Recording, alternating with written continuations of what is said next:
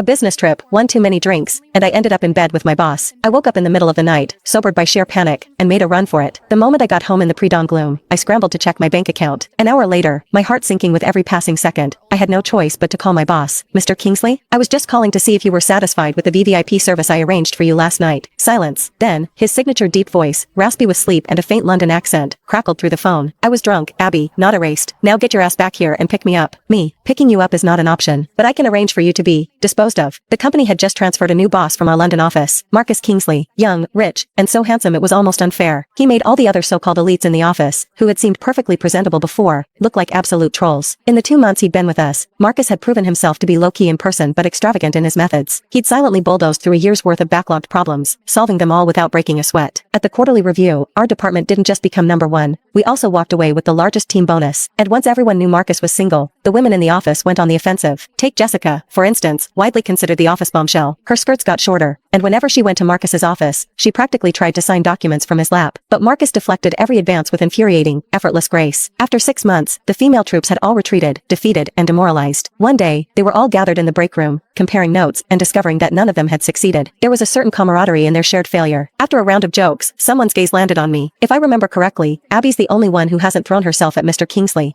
What's the matter? Not your type? Marcus Kingsley had a face that could start a war. He was lean in a suit, but you just knew he was hiding a body that was pure muscle. Who wouldn't be tempted? Besides, with everyone else so obviously trying, saying I wasn't interested would just make me sound arrogant. That's a major workplace sin. So, I quickly defended myself. No way. I threw myself at him long before you all did. He just wasn't catching. When the entire room was suddenly buzzing with gossip, I pretended to think hard. The day he started, my heel got stuck in the elevator gap, and I stumbled right into his arms. Total coincidence. It was a true story. He had steadied me by the waist, a small smile playing on his lips as he murmured, "Careful.